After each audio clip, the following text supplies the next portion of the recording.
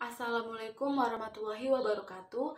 Perkenalkan, nama saya Dinda Skardewi, absen 15 dengan NIM 12207193016, jurusan Manajemen Pendidikan Islam semester 4 kelas A. Di sini saya akan mempresentasikan hasil jawaban saya untuk memenuhi tugas ujian tengah semester dengan mata kuliah Etika Manajemen Kewirausahaan. Soal yang pertama yaitu mengenai konsep dari manajemen. Manajemen berasal dari kata to manage yang artinya mengatur, mengelola, menangani, dan mengendalikan. Ada pula istilah manajemen yang diartikan oleh berbagai pihak dengan perspektif yang berbeda-beda, seperti yang dikemukakan oleh James A. F. Stoner, yaitu manajemen adalah proses perencanaan, pengorganisasian, dan menggunakan sumber daya organisasi lainnya agar mencapai tujuan organisasi yang telah ditetapkan. Dan yang kedua, menurut Ricky W. Griffin, manajemen adalah proses perencanaan, organisasi, koordinasi, dan kontrol sumber daya agar tujuan tercapai secara efektif dan efisien. Nah, efektif di sini maksudnya yaitu tujuannya dapat tercapai sesuai rencana, dan efisien berarti bahwa manajemen dilakukan secara cermat, terorganisir, dan tepat waktu. Selain itu, manajemen juga memiliki fungsi-fungsi yakni planning, organizing, actuating, controlling, yang dimana lebih dikenal dengan istilah POAC. Untuk penjabaran dari POAC sendiri yaitu yang pertama planning atau perencanaan. Perencanaan adalah aktivitas strategis dengan menyusun hal-hal yang akan dikerjakan dengan sumber daya yang dimiliki. Perencanaan dilakukan untuk menentukan tujuan perusahaan secara keseluruhan dan cara yang terbaik untuk memenuhi tujuan tersebut. Kedua, yaitu organizing atau pengorganisasian. Fungsi manajemen pengorganisasian dilakukan dengan tujuan untuk membagi-bagi suatu kegiatan yang besar menjadi kegiatan-kegiatan yang lebih kecil, yang dimana nantinya akan mempermudah seorang manajer dalam melakukan pengawasan dan menentukan orang yang dibutuhkan untuk melaksanakan tugas-tugas yang telah dibagi-bagi tersebut. Dan yang ketiga, yaitu actuating atau pengarahan. Pengarahan adalah suatu tindakan untuk mengusahakan agar semua anggota kelompok berusaha agar dapat mencapai sasaran yang sesuai dengan perencanaan manajerial dan usaha. Keempat, yaitu controlling, evaluasi atau pengawasan. Evaluasi dilakukan setelah proses kegiatan kerja dilaksanakan. Pada proses ini, kinerja akan dinilai apakah sesuai dengan planning atau strategi yang sudah direncanakan sebelumnya. Jadi, apabila dapat disimpulkan bahwa konsep manajemen dapat diartikan sebagai kegiatan yang terdiri dari planning, organizing, actuating, controlling, dan yang dimana semua kegiatan tersebut harus dilakukan oleh para anggota yang berada di suatu organisasi untuk mencapai tujuan yang telah ditentukan sebelumnya secara efektif dan efisien dengan memanfaatkan sumber daya yang dimiliki oleh organisasi. Soal yang kedua yakni tentang konsep dari etika. Etika sejatinya sering dikaitkan dengan moral dan akhlak. Secara etimologis, etika berasal dari bahasa Yunani yakni ethos dan etikos. Ethos yang berarti adat istiadat atau kebiasaan, kepribadian, dan lain sebagainya. Sedangkan etikos berarti keadapan, kelakuan, dan perbuatan yang baik. Namun, apabila lebih disederhanakan lagi, etika kemudian diartikan sebagai ajaran tentang berperilaku yang didasarkan pada perbandingan mengenai apa yang dianggap baik dan buruk yang diterima oleh umum atau masyarakat. Sementara itu, Bertens mengartikan etika sebagai ilmu yang mempelajari adat, kebiasaan, termasuk di dalamnya ada yang mengandung nilai dan norma yang menjadi pegangan hidup seseorang atau sekelompok orang bagi pengatur tingkah lakunya. Jadi, dapat disimpulkan bahwa konsep dari etika ialah ilmu yang mempelajari tentang segala hal mengenai baik buruknya manusia, yang dimana di dalamnya berisi peraturan-peraturan, norma-norma, serta nilai-nilai yang berlaku di masyarakat dan digunakan sebagai acuan bagi seseorang untuk berperilaku. Soal yang ketiga mengenai etika kewirausahaan dalam kehidupan sehari-hari. Suatu kegiatan hendaknya dilakukan dengan etika ataupun dengan norma-norma yang berlaku di masyarakat. Hal ini dikarenakan etika digunakan oleh para entrepreneur atau pengusaha agar tidak melanggar aturan yang telah ditetapkan serta agar dapat memperoleh simpati dari berbagai pihak. Sehingga pada akhirnya nanti etika tersebut akan ikut membentuk pengusaha yang bersih dan dapat menunjukkan serta membesarkan usaha yang sedang dijalankannya dalam waktu yang relatif lama. Untuk itu, dalam kehidupan sehari-hari, etika atau norma yang harus ada serta melekat di jiwa seorang pengusaha, yakni yang pertama yaitu menepati janji. Seorang entrepreneur hendaknya dituntut untuk menepati janji, misalnya dalam hal transaksi pembayaran dengan pelanggan. Dikarenakan jika sekali saja seorang pengusaha ingkar akan janjinya, maka lama-kelamaan akan kehilangan kepercayaan dengan pihak lain. Maka dari itu, pengusaha harus konsisten terhadap janji yang telah dibuat dan disepakatinya. Kemudian yang kedua yaitu mengenai disiplin. Seorang entrepreneur dituntut untuk selalu disiplin dalam berbagai hal atau kegiatan yang berkaitan dengan usahanya, seperti dalam hal waktu pembayaran atau pelaporan kegiatan usahanya. Ketiga, yaitu taat akan hukum. Entrepreneur harus selalu patuh terhadap aturan yang berlaku, baik yang berkaitan dengan masyarakat ataupun pemerintah.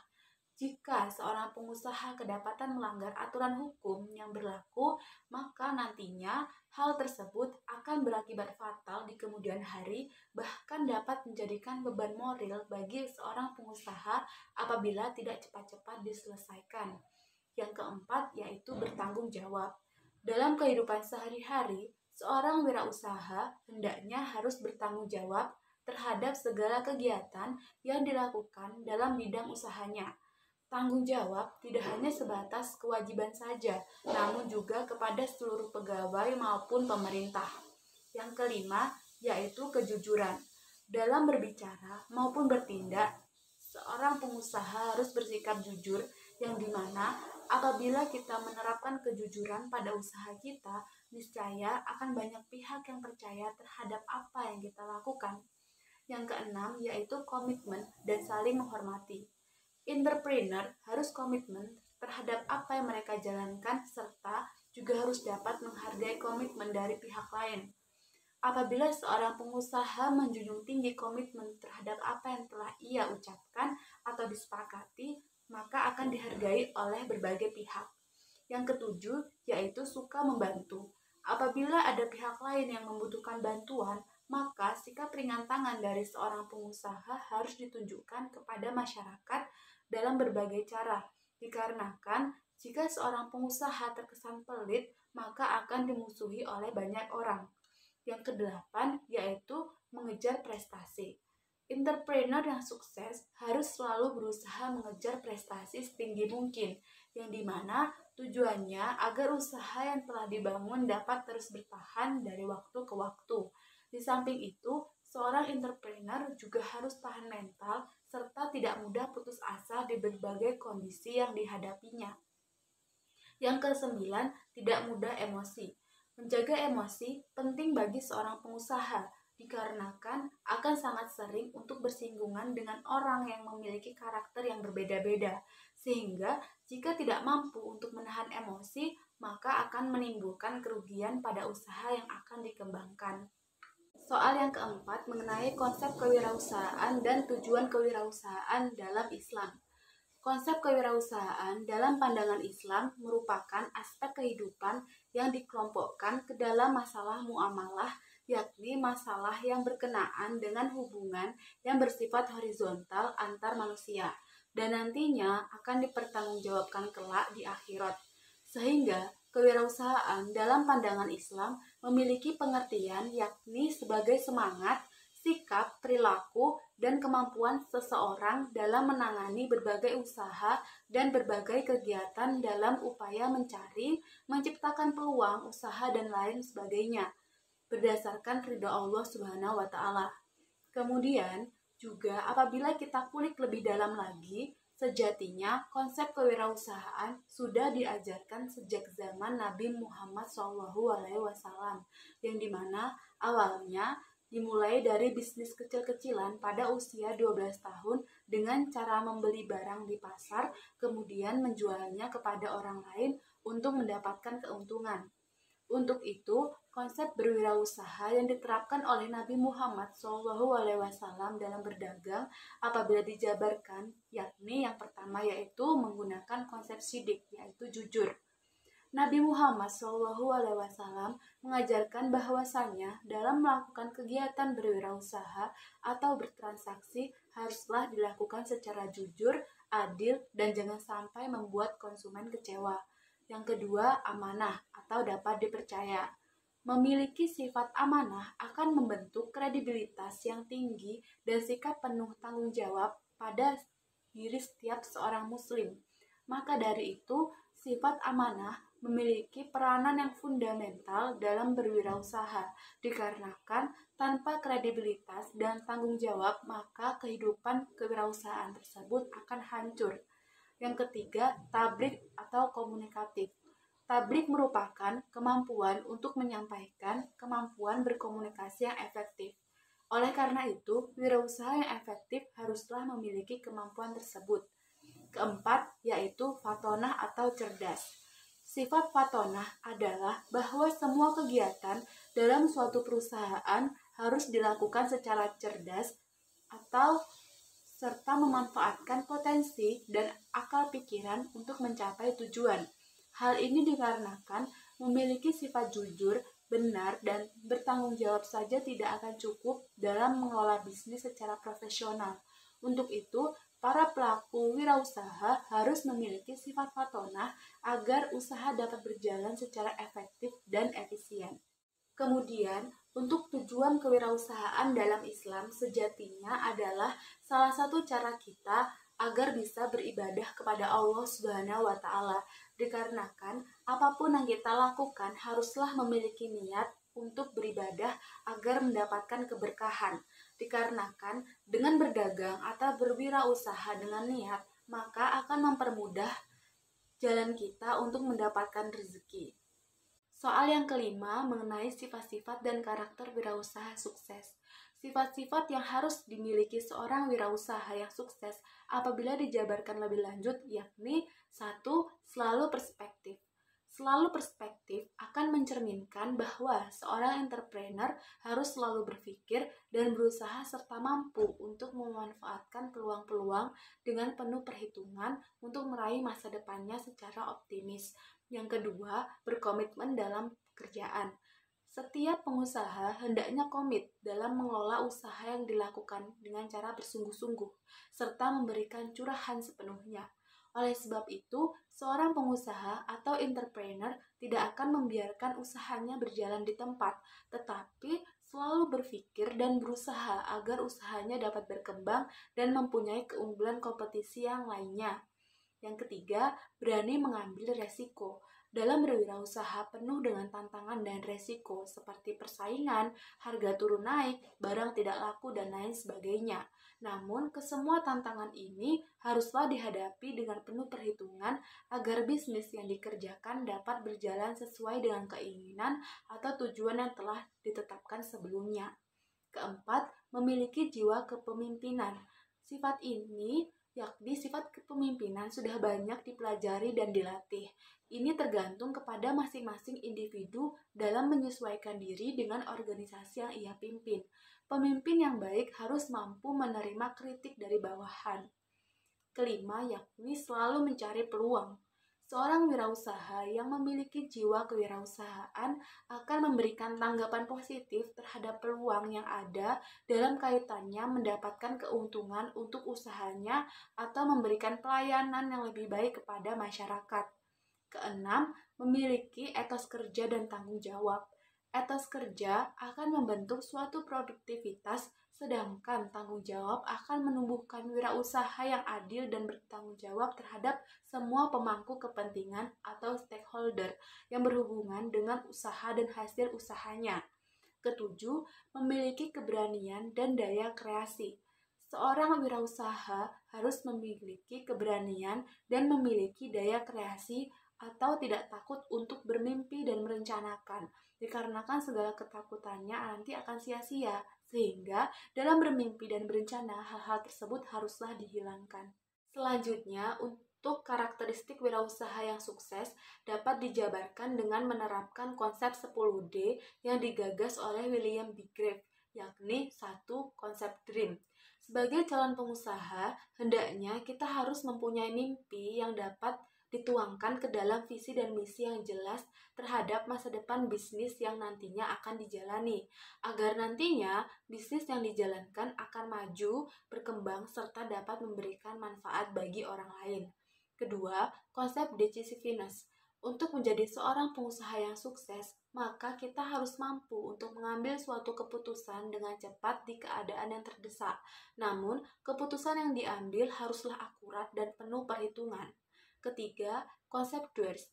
Maksud dari konsep DOERS bagi calon pengusaha ialah harus mempunyai action atau tindakan serta tidak menunda-nunda kesempatan yang ada sehingga ide-ide yang keluar dari pemikiran akan langsung segera diwujudkan ke dalam tindakan yang cepat dan terukur.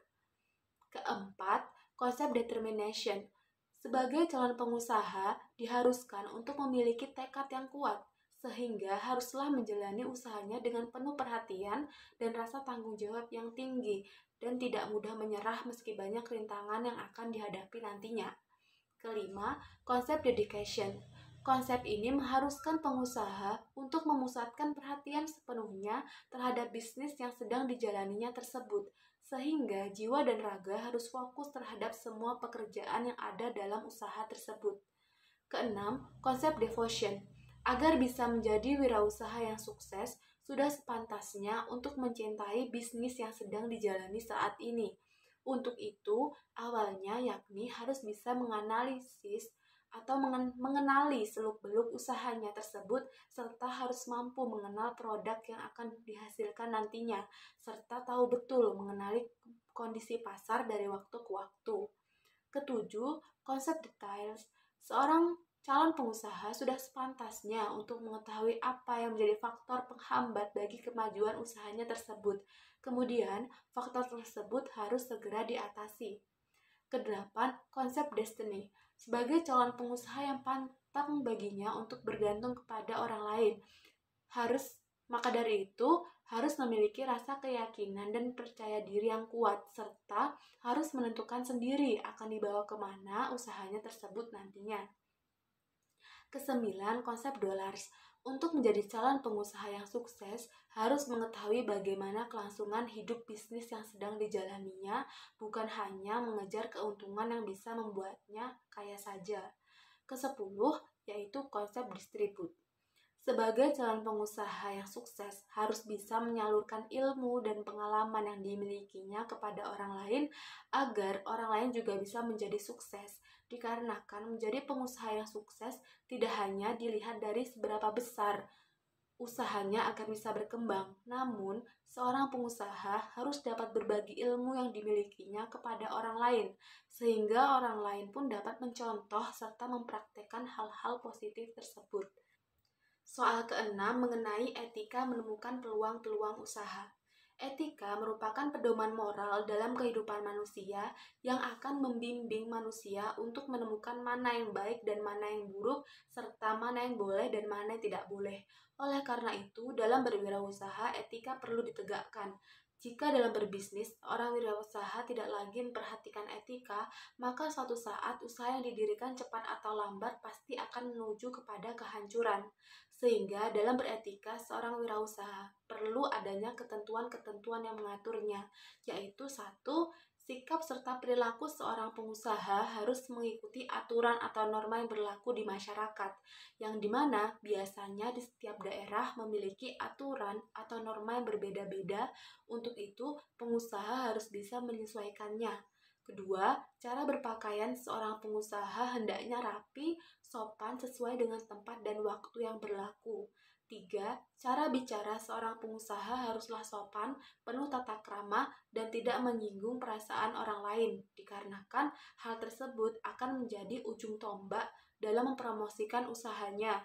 Jadi, jika seorang pengusaha ramah dan sopan kepada konsumen, maka semakin ingin konsumen bekerja sama dan lain sebagainya. Keempat, penampilan yang ditunjukkan oleh seorang pengusaha haruslah baik, sopan, mampu menyesuaikan dengan situasi-situasi dan acara-acara tertentu, yang dimana intinya penampilannya itu enak dipandang oleh orang lain. Artinya tidak asal-asalan, dikarenakan konsumen atau calon konsumen akan lebih percaya jika seorang pengusaha berpakaian yang pantas dan sesuai dengan keadaan. Dan juga akan menjadi nilai lebih juga bagi seorang pengusaha yang mampu berpenampilan rapi dikarenakan konsumen akan teringat selalu. 5. Gerak-gerik seorang wirausaha harus dapat menyenangkan orang lain dan tidak membuat gerak-gerik yang tidak perlu atau mencurigakan. Kemudian, dalam beretika dalam menemukan peluang usaha, ada juga prinsip-prinsip etika yang perlu dipegang oleh calon wirausaha agar nantinya bisnis yang dijalankan dapat berjalan lancar, yaitu kejujuran, integritas, kesetiaan, kewajaran atau keadilan, suka membantu orang lain, hormat kepada orang lain, dapat menjadi warga negara yang bertanggung jawab, serta dapat mengejar keunggulan atau prestasi. Sekian jawaban dari saya. Terima kasih. Wassalamualaikum warahmatullahi wabarakatuh.